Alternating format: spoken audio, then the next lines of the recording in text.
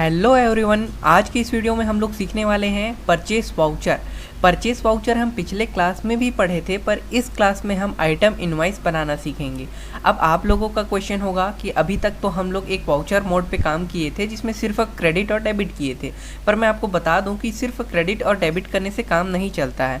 इसमें अगर हम कुछ सामान परचेस कर रहे हैं या कुछ सामान सेल कर रहे हैं तो उस आइटम को हमको दिखाना भी पड़ता है कि वाकई में हम कौन से आइटम को कितने मात्रा में खरीदे हुए हैं और उसका रेट क्या है, ये भी अपने को बताना पड़ता है, जिसको हम बोलते हैं आइटम इनवॉइस मोड। तो दोस्तों मैं आपको बता दूं कि हम लोग जो है अस वाउचर मोड पे काम किए थे, जिसको हम क्रेडिट और डेबिट ही करना उसमें हम लोग सीखे थे। ठीक है, आज की इस वीडियो में हम सीखने वाले हैं आइटम इनवॉइस मोड।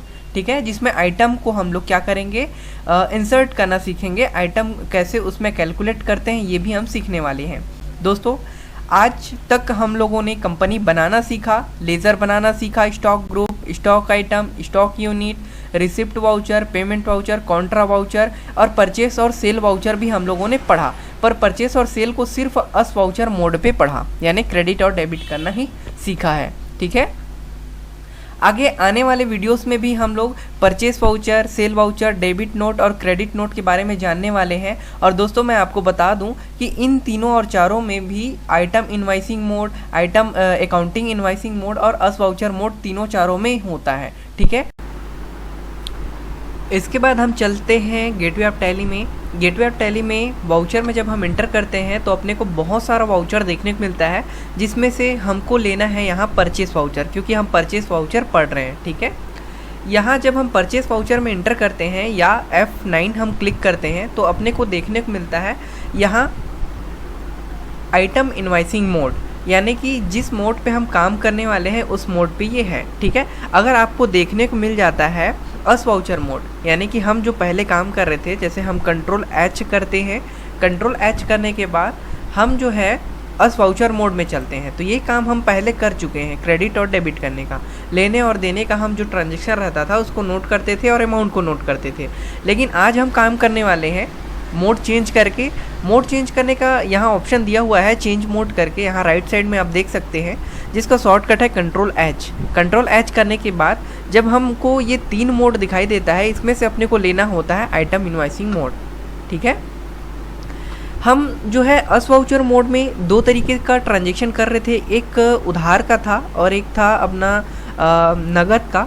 तो हम दोनों ट्रांजेक्शन आइटम इनवॉइस मोड में भी करते हैं। जैसे हम कोई दुकान चलाते हैं, मान के चलते हैं कि हम एक दुकान चलाते हैं, उस दुकान में अगर हमको सामान चाहिए होता है तो या तो हम उसको कैश से ख़रीद के लेके आते हैं, यानी पैसा दे के ख़रीद के लेके आते हैं, या हो सकता है हम उसको उधार में ख़रीद के लेके आते हैं, यानी हम उसका पैसा बाद में देने वाले होते हैं। ठीक है, तो इसके लिए हम उसका ट्रांजेक्शन कैसे करेंगे टैली में, तो हम यहाँ सबसे पहले इसको आइटम इनवॉइसिंग मोड में लेके आएंगे।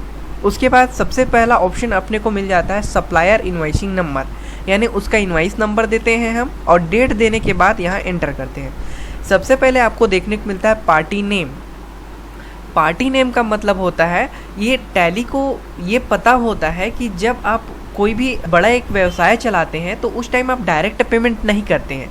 जैसे कोई भी दुकान होता है ना, आप अपने आसपास ही देखना, कोई भी दुकान होता है वो सामान पहले लेके आता है, ठीक है, लेके आने के बाद उसको बाद में वो पेमेंट करता है। ठीक इसी तरीके से आपको टैली में भी आपको काम करना होता है। पहले ऑर्डर देना होता है, ऑर्डर देने के बाद सामान आपके तक पहुंचता है, पहुंचने के बाद आप उसको बाद में उसको पेमेंट करते हो। इसी नाम से यहाँ लिखा हुआ आ रहा है पार्टी नेम, यानी आप किससे सामान खरीदने वाले हो। अगर आप छोटे व्यवसायी हो, आप तुरंत कैश दे देते हो और सामान लेके आ जाते हो, तो उसके लिए आप पार्टी नेम की जगह में आप कैश का यूज़ कर सकते हो, कैश या बैंक का यूज़ कर सकते हो। अगर आप फ़ोन पे वगैरह से आप पे कर रहे हो किसी को तो आप बैंक ले सकते हो यहाँ, या हो सकता है आप डायरेक्ट कैश से पे कर रहे हो तो आप यहाँ कैश ले सकते हो।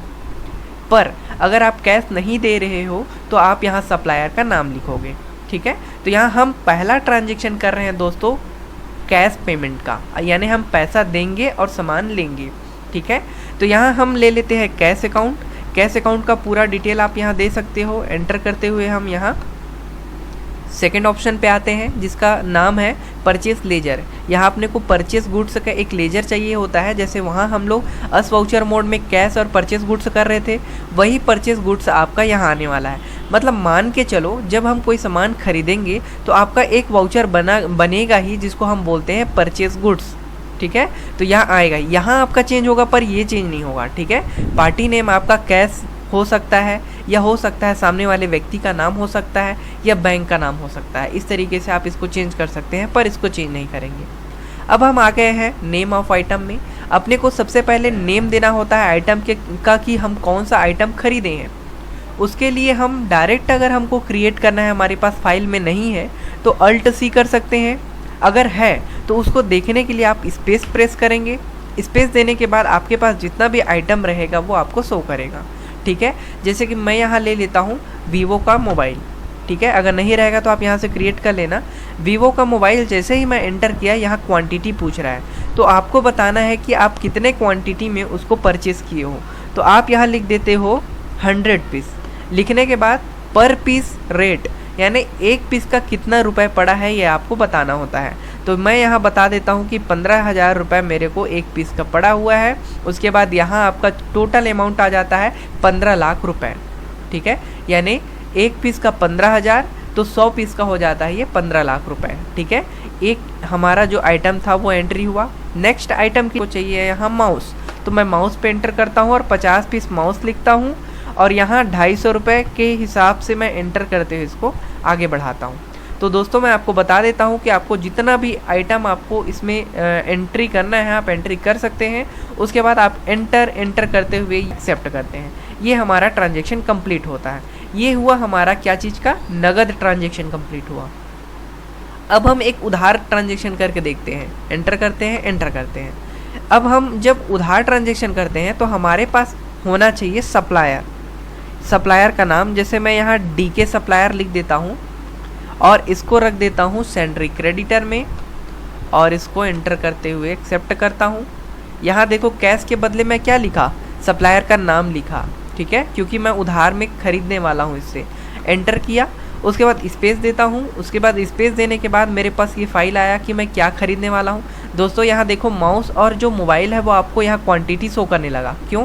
क्योंकि आप खरीद लिए बाद आपके स्टॉक में ये शामिल हो गया, इस नाम से आपको क्वांटिटी शो करने लगा। अभी हमारे पास ये कुछ भी नहीं है, बिल्कुल भी नहीं है, इसी नाम से आपका ये खाली शो हो रहा है। हम कीबोर्ड ले लेते हैं। कीबोर्ड लेते हैं हम 10 पीस 500 रुपये के हिसाब से, और एंटर करते हुए हम इसको एक पीस खरीदते हैं दोस्तों। उसके बाद हम इसको एंटर करते हुए एक्सेप्ट करते हैं। ये हुआ हमारा उधार का ट्रांजेक्शन। बस इतना ही आपको ट्रांजेक्शन करना है इसमें परचेस वाउचर में। इसको हम बोलते हैं इनवॉइसिंग मोड। अब इसका बिल कैसे निकालेंगे मैं बता देता हूँ आपको। बाहर आते हैं, यहाँ डे बुक में आना है। सबसे पहले आपको डे बुक में आने के बाद आपको चेक करना है कि क्या चीज़ का आपका बिल प्रिंट करना है, तो उसमें आप एंटर करना। जैसे मैं सप्लायर का एंट्री किया हूँ तो सप्लायर पे एंटर करना, और यहाँ से कर देना अल्ट पी करने के बाद यहाँ करंट में चले जाना। करंट में जाने के बाद डायरेक्ट प्रिंट करोगे तो डायरेक्ट प्रिंट हो जाएगा आपका कॉपी। उसके बाद यहाँ आप प्रीव्यू भी कर सकते हो। आपका जो भी बिल बना रहेगा वो आपको प्रीव्यू यहाँ देख सकते हो। यहाँ जूम बटन दिया हुआ है, देख सकते हैं आप, या यहाँ अल्ट जेड भी कर सकते हैं, ये आप देख सकते हैं। ये रहा बिल। इसके बाद हम बाहर आते हैं। ये आपको कहाँ मिला? डे बुक में मिला। ठीक है, ये हमारा पहला ट्रांजेक्शन था जो कि उधार का था, और ये था नगद का जिसमें हम कैश देके सामान लिए थे। ठीक है दोस्तों, बाहर आते हैं। अब एक और जानकारी मैं आपको देना चाहूँगा जिसका नाम है स्टॉक समरी। यहाँ रिपोर्ट वाले एरिया में मैं आपको बैलेंस शीट के बारे में थोड़ा सा इन्फॉर्मेशन दिया था। अब हम बात करने वाले हैं स्टॉक समरी के बारे में।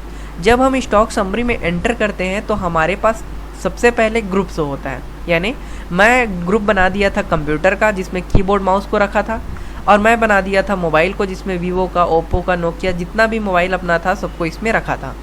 अब हमारे पास कंप्यूटर का पार्ट्स कौन कौन सा, कितना मात्रा में, कितना क्वांटिटी में, कितना रेट के हिसाब से है, इसका इन्फॉर्मेशन। मोबाइल कितना है इसका इन्फॉर्मेशन अपने को कहाँ देखने को मिला? स्टॉक समरी में।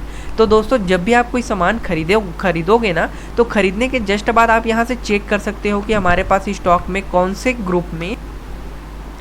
आज का क्लास हमारा यहीं कंप्लीट होता है। नेक्स्ट वीडियो में हम सीखने वाले हैं कि सेल्स वाउचर में आइटम इनवॉइसिंग मोड हम कैसे ऑन करते हैं और उस पर एंट्री कैसे करते हैं नगद में और उधार में। ठीक है दोस्तों, तो आज के लिए इतना ही। Thank you so much.